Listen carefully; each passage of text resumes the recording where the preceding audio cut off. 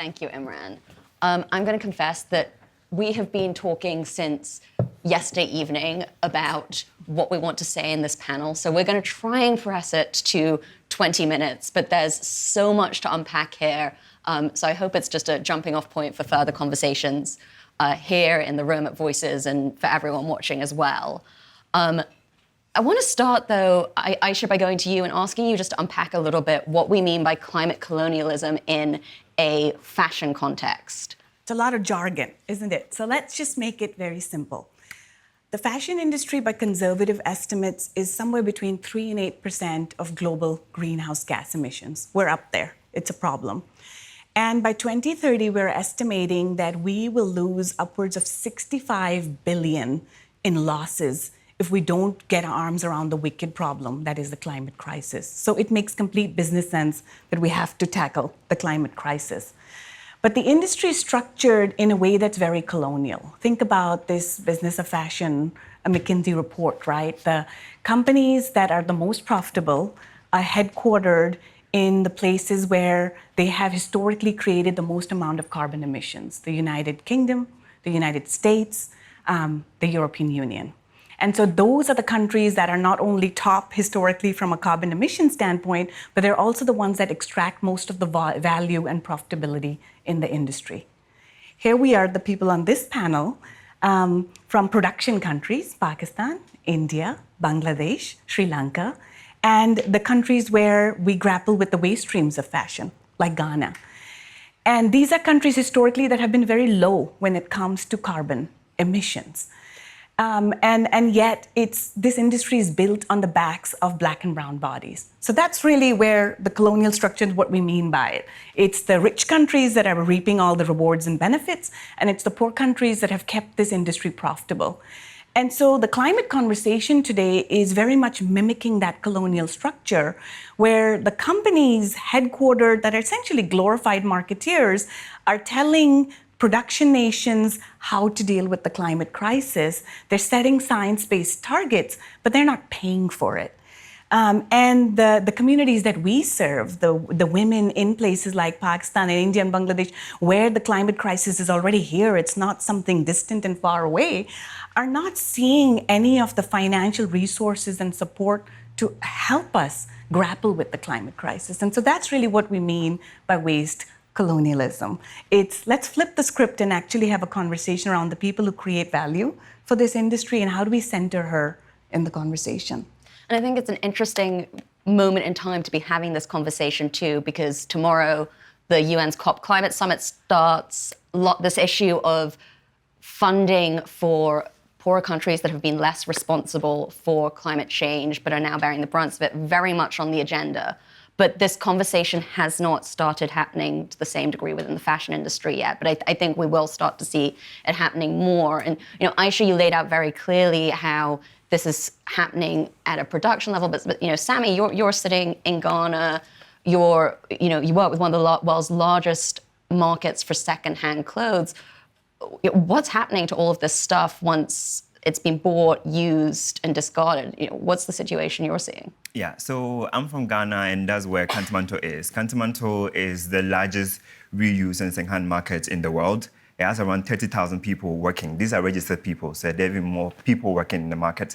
But, the market sees around 50 million garments coming in from the global north into the global south, like into Kantamanto specifically, every week.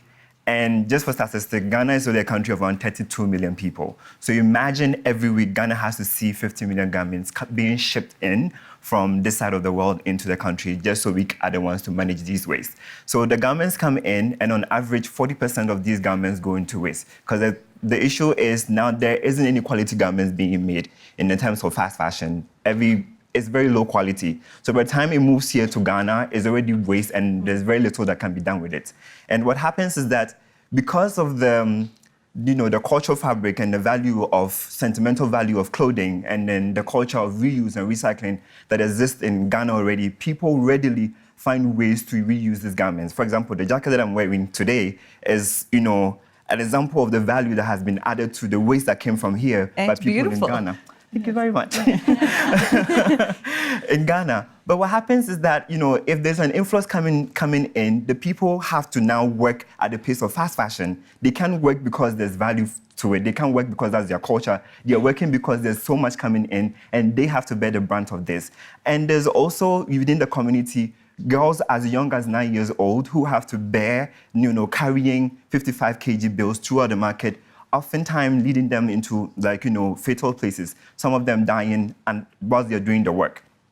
But what happens is that there is no retail utopia. So no matter how much Ghana works or Kantamanto works to add value to these garments, 40% of these garments also end up going to places that they shouldn't be. So if you go to beaches, now beaches in Accra have turned to clothing soups.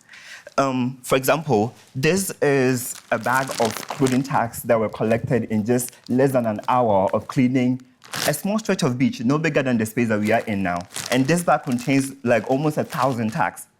And some of these tags were even, devalued that we can't even add them here. But this is what we collected in less than an hour. So if you think about, what is happening in Ghana and then the fact that most of these brands are even in deniability about what is happening in Ghana, it's very sad.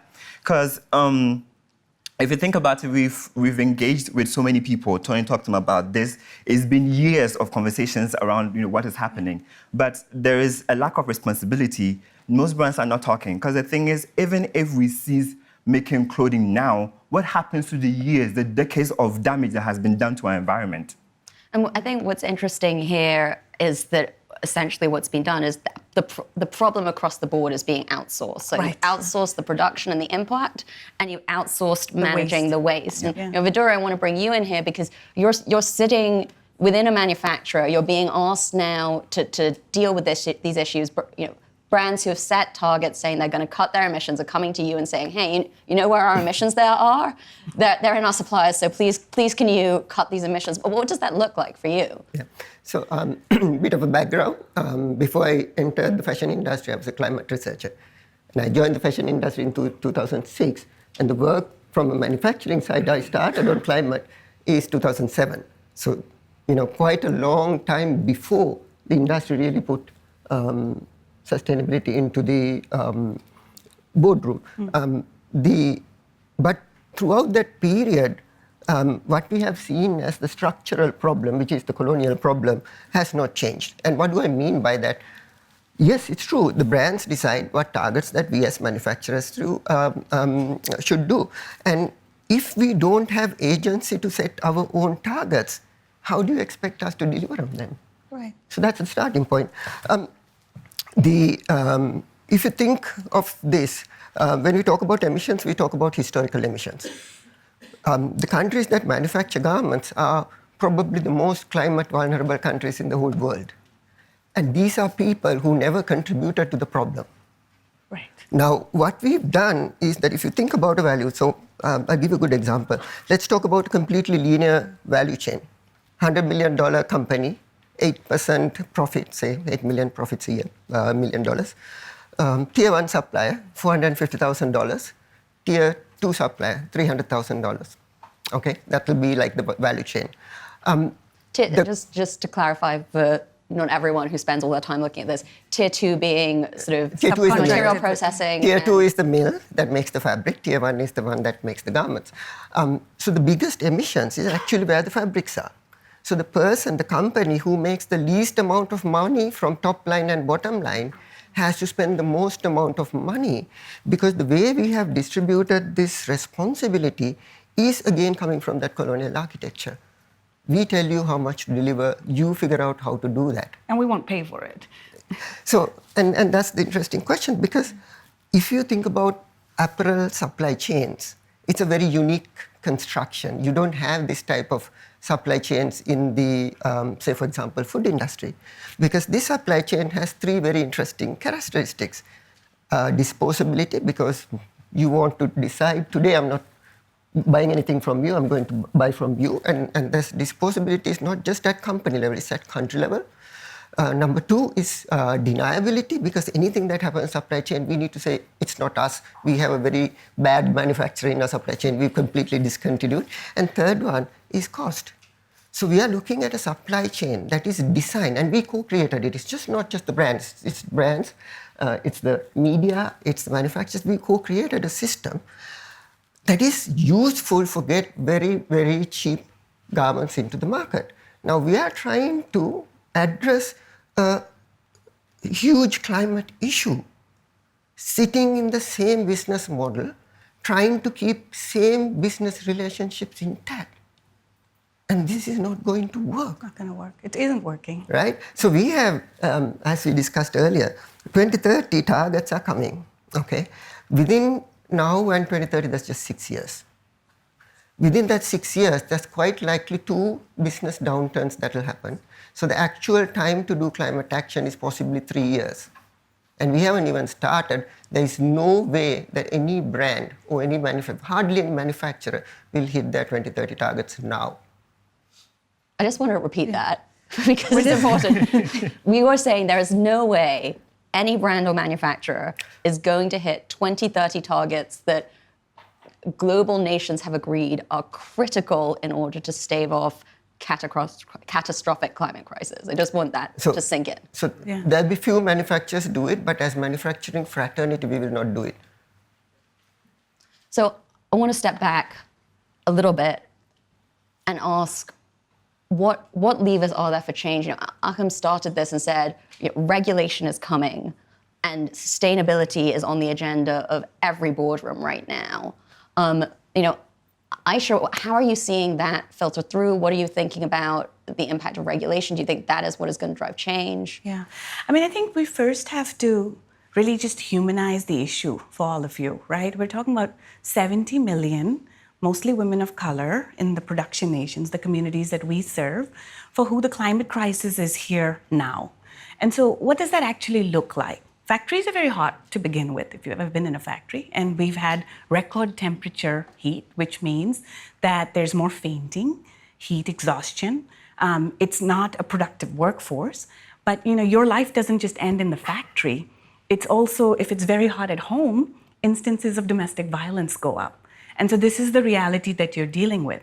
Then let's talk about episodic flooding, right? When 2/3 of my home country in Pakistan was underwater, what workers are saying is, well, we don't have the infrastructure to get to the factories, and if the factories are closed, we're not going to get paid. And by the way, for the last 20 years, we've already been making poverty wages, and we don't have the safety nets to be caught. And so fundamentally, one of the things from a solution standpoint that we have to talk about is climate adaptation, not just mitigation. Every brand and retailer wants to talk about mitigation because they want to make money off the climate crisis. But our worker communities need climate adaptation resources. And by the way, not philanthropy. What we want is sort of equitable ways to make these communities whole. So that's one. I'd say the second is, I read this report, and I'm very sorry to say, in terms of the climate crisis, when McKinsey talks about for the fashion brands to join the Sustainable Apparel Coalition or to join the Fashion Charter, we have 30 years of experience knowing that voluntary multi-stakeholder initiatives where brands pay into the conversation and then set voluntary goalposts don't work.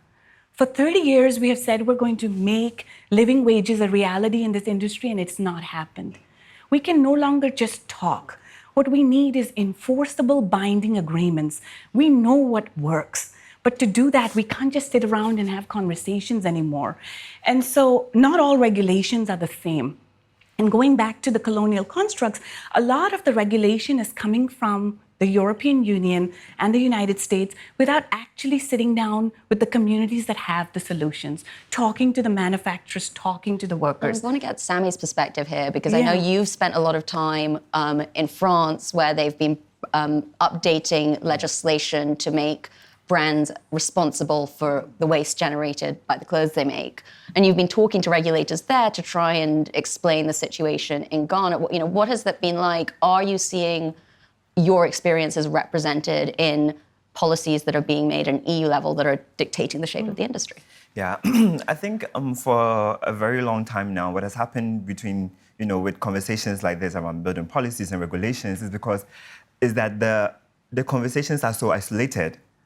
There's no access to these conversations. As Vidhura mentioned earlier, the people bearing the brunt of all of these challenges are people back in my hometown, people in Pakistan, people in India, people in the global south.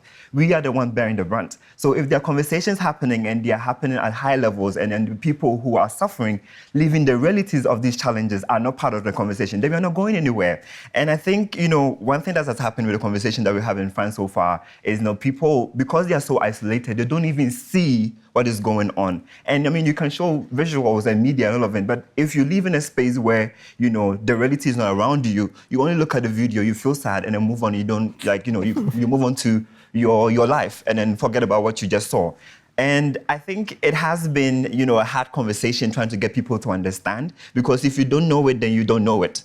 And that is what it has been. And another thing is, what you're calling for within EPR, which is the Standard Producer Responsibility, is, making it globally accountable. Because if you're building these policies and they are just in such a way that the spaces where this clothing are coming from is what is benefiting, then it's already flawed. Mm-hmm. That's where the changes should come in. And then one of the things that we're also talking about is being able to publicize production volumes, because we talk about these challenges around fashion and fashion waste, but the truth is we don't even know how much we are producing in terms of fashion. We say it's 100 billion to 150 billion. That's a 50 billion gap. Right. Who is there? So if we are not able to find this, and then these are things that all brands have access to. It's difficult to calculate your carbon footprint, but it's very easy to count your garments. 1, 2, 3 is very easy arithmetic that everybody can do. So why is it that we are not making this public? Until we understand the problem that we have, we can't even move on to having conversations around solutions. And another thing is, talking about access. I'm pretty sure that, the BoF team have been so supportive, trying to support me getting our visas here. Mm. But the documents that I had to submit to get a visa to be here was about this thick. I'm pretty sure. Yeah, Vidhura knows. Was about this thick. So if it takes this lot of work jumping through hoops to even be part of the conversation, yep, that in itself is colonialism. That in itself is a problem. And we have to speak English. Exactly. To be here. Yeah. Exactly. So all of these things are things that needs to be discussed before we go into the broader conversation around how to look around solutions towards these policies. Until we do these things, we keep running in circles, and we can't keep having conversations forever. It has to get to a time where we are moving to actions and not just having conversations. And I think it's important to remember this year, as Imran was saying, you see the crisis. It is here, the climate crisis is here. We are in a record year for temperatures. This is not a problem for the future. And I'm going to go back to you, Vidhura, to have the last word because we're running out of time. You said earlier that we're trying to fix this within a model that is fundamentally broken. We are trying to fix this in a structure that almost we cannot fix it within. What is a structure that would work better? Okay, but let me also go back to one simple piece. What is the problem? Minute, though. What is the problem we are trying to solve? This year we will hit 1.5 degrees over pre-industrial in terms of temperature. So that was what we were trying to sort out in 2030. So all the climate targets and Paris Agreement that we've spoken about it's not valid as a target anymore. That just means that that we haven't just started. That just means that we need to start and move faster. But the piece that I want to talk about is that we cannot be separated as brands, manufacturers, mills to solve the problem. We have to recognize that this is a collective value chain. I don't want anybody to talk about supply chain emissions. We need to talk about value chain emissions.